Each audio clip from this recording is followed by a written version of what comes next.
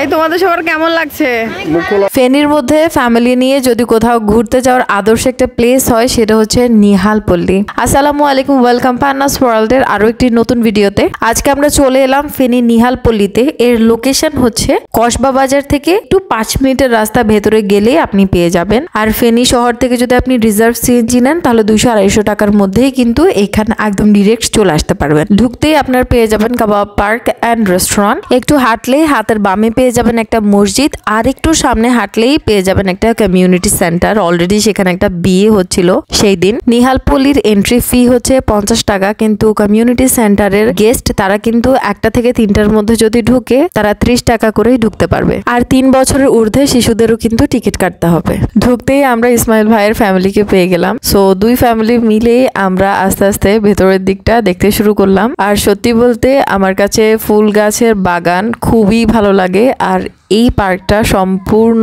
ফুলে ফুলে ভরা। আপনি যখন এটা সামনাসামনি দেখবেন তখনই এর সৌন্দর্য উপলব্ধি করতে পারবেন। কি অসাধারণ একটা পরিবেশ দেখতে পাচ্ছেন। অনেক ফ্যামিলি এখানে দেখলাম ঘুরতে আসছে, বিকজ আমি আগেই বলেছি ফ্যামিলি নিয়ে বাচ্চা নিয়ে এই জায়গাটা হচ্ছে একটা আদর্শ প্লেস। বাচ্চারা অনেক বেশি এনজয় করতে পারবে। আমি প্রথমে ট্রলি নিয়ে আসবো নাকি ভাবছিলাম যে কেমন না কেমন হবে, ট্রলি নিয়ে আমি বাবুকে ঠিক মতো ক্যারি করতে পারবো নাকি, বাট এখানে এসে আমি ভাবছিলাম ভাগ্যিস ট্রলি এনেছি, বিকজ এত বড় পার্ক এখানে বেবি ক্যারি করে এতক্ষণ হাঁটা একদমই সম্ভব না। বিকজ আমরা এখানে প্রায় অনেক ঘন্টা কাটিয়ে দিয়েছিলাম। এত সুন্দর পার্ক, বসতে বসতে দেখতে দেখতে আসলে কখন এত এত সময় চলে গেল একদম টেরই পেলাম না। দেখেছেন চারদিকটা কি সুন্দর, ও পাশেও পুকুর এই পাশেও পুকুর, আবার পুকুরের পাশে পাশে খুব সুন্দর করে রাস্তা করে দেওয়া আছে, আবার পুকুরের উপর খুব সুন্দর একটা ওভারব্রিজও আছে। অর্থাৎ সবকিছু একদমই সাজানো গুছানো, খুবই সুন্দর মাশাআল্লাহ। আগে নাকি এখানে বোট রাইডিং এরও সুব্যবস্থা ছিল,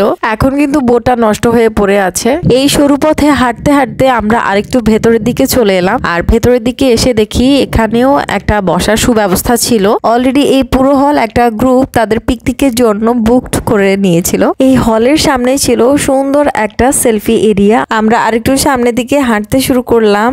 আর খুব সুন্দর একটা জিনিস আমি এখানে দেখতে পেলাম, বিশাল একটা লাভ, তাও আবার বাকাটে। বাচ্চারা সবাই এটার উপর উঠে খুব মজা পাচ্ছিল, অসম্ভব সুন্দর লাগছিল। আশেপাশে এত সুন্দর ফুল আর মাঝখানে একটা হার্ট শেপ, বিষয়টা খুবই সুন্দর। যতদূর চোখ যায় শুধু সবুজে শ্যামলে ফুলে ফুলে ভরা এমন একটা পরিবেশ, একদম মনটাকে শান্তি করে দেওয়ার মতো জায়গা। এইখানে আসলে অবশ্যই হাতে একটু সময় নিয়ে আসবেন, নাহলে এত বড় প্লেস আপনি অল্প সময় কিন্তু কভার করতে পারবেন না। আর সময় নিয়ে আসলে কিছুক্ষণ বসে দেখে এনজয় করা যাবে। বাচ্চাদের কিন্তু ভীষণ ভালো লেগেছে। আহমুদা তোমার কেমন লাগছে? মাইমুনার কেমন লাগছে? আমারও ভালো লাগছে। আরহার কেমন লাগছে? অনেক ভালো লাগতেছে। আর আমার বেবির অনেক ভালো লাগছে মাশাআল্লাহ। এই পাশটা আমরা সম্পূর্ণ ঘুরে নিয়েছি। এখন আমরা শুরুর একদম এন্ট্রির দিকে চলে যাচ্ছি, কারণ এন্ট্রির ডান দিকে কিন্তু রয়েছে একটা শিশু পার্ক। এইটার জন্য আপনাকে কিন্তু আলাদা কোনো টিকিট কাটতে হবে না, তবে বিভিন্ন রাইড গুলোতে চড়লে আপনাকে প্রতি টিকিটের জন্য 30 টাকা করে কাটতে হবে। আনাস বেবিকে ট্রেনে চড়ানোর জন্য আমরাও ট্রেনে উঠে পড়লাম। বাহিরের থেকে এই দৃশ্যটা আমার কাছে বেশ ভালোই লাগছে। পুরো পার্কটা কিন্তু ছোটখাটো হলেও অনেক সুন্দর। এখানে মোট 3টা রাইড ছিল।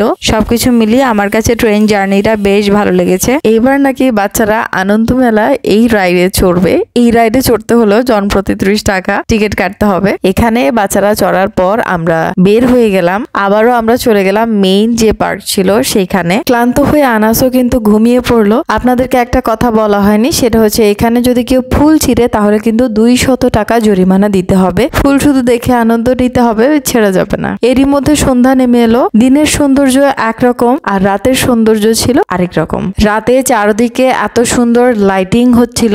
দিনে যে সিনারি গুলো দেখেছিলাম রাতে সেগুলো একটু ডিফারেন্ট মনেই হচ্ছিল, তাই আমরাও একটু আশপাশটা আবার ঘুরে দেখছিলাম। আনাস বেবি তো ঘুম থেকে উঠেই এদিক সেদিক দেখে খুব মজা পাচ্ছে, তাকে আর ধরে রাখা যাচ্ছে না, সে এদিক সেদিক দৌড়াদৌড়ি করছে। এরই মধ্যে আমাদের খাবার কিন্তু রেডি হয়ে গিয়েছে। আমরা সবাই খাবার খেতে চলে এলাম। আমরা আগেই খাবার অর্ডার দিয়ে দিয়েছিলাম। খাবারের স্বাদ, মান মান এবং এর পরিমাণ সবকিছু একদম 10 on 10। এখানে চিকেন চাপের প্রাইস ছিল 160 টাকা করে, বারবিকিউ চিকেন ছিল 180 টাকা আর স্পেশাল নান ছিল 40 টাকা করে। প্রতিটা খাবারের টেস্ট খুবই ভালো ছিল। খাওয়া দাওয়ার পর এখন হচ্ছে আমাদের যাওয়ার পালা। মোটামুটি ভালোই রাত হয়ে এসেছে, অনেক সময় আমরা এখানে পার করেছি, অনেক ভালো লেগেছে। চলুন সবার থেকে জেনে নি তাদের কেমন লাগলো। আলহামদুলিল্লাহ অনেক ভালো লাগছে, আর সোহেল ভাই ভালো একটা আয়োজন করছে, এটাও খুব ভালো লাগছে।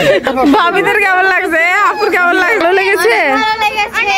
ঠিক আছে, আমার ভিডিওটি তাহলে আমি এখানেই সমাপ্ত করছি। If you like my videos then do subscribe and follow me. আসসালামু আলাইকুম।